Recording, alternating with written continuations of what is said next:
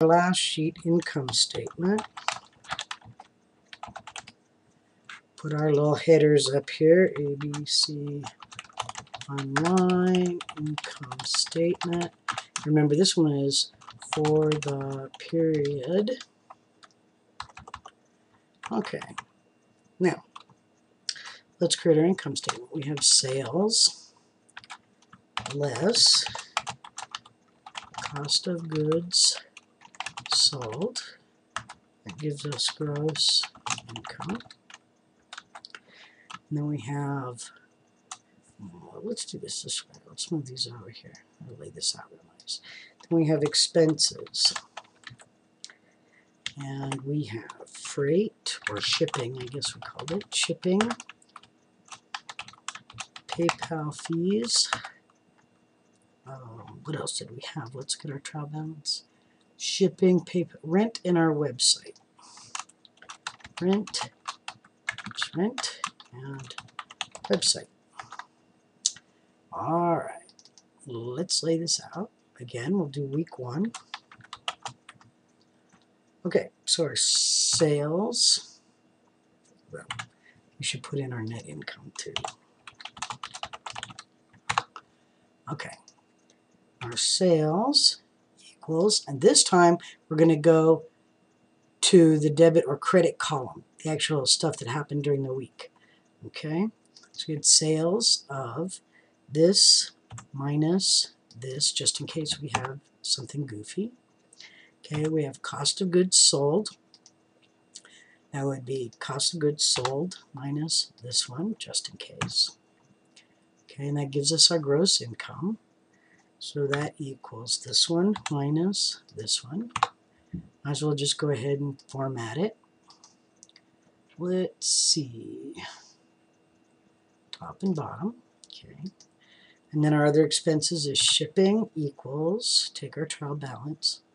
And the reason we can't use this one is because it's cumulative. It keeps adding up. So we just want the detail. So debit minus credit. Okay. Now if we look at this, shipping, PayPal fees, and rent website are in the same order. So you just bring that down. Okay. Actually, we should call this net, let's see, total expenses.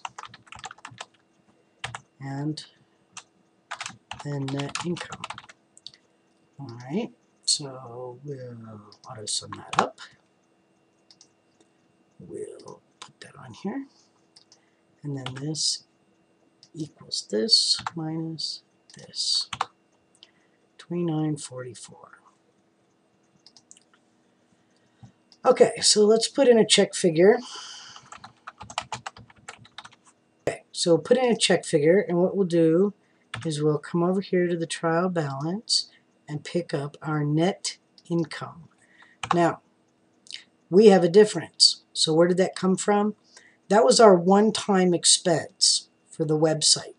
So after we copy this, we'll plug that number in there. Okay, so let's see if week 2 works. Remember to skip 2. Okay, 47 and 47. Now that we've got that one, this one time, we'll add in the $20. Okay, so our net income balances. Okay, let's call this week 2. And then what we'll do is we'll pick this one up plus these 2 and copy it over to week 8. Right there. All this checks right out. Okay. So now that we've got all the simple stuff, we can hide this.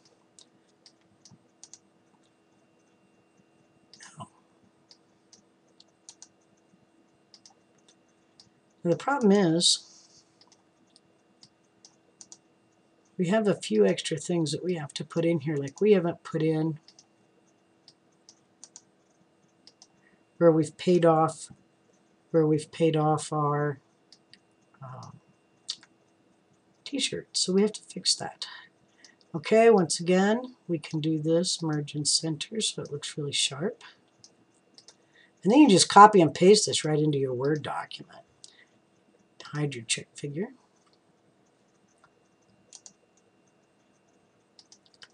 All right. So now we go back to the trial balance and we're going to do anything else we need to do. So let's see. We had 30 days to pay our shirts.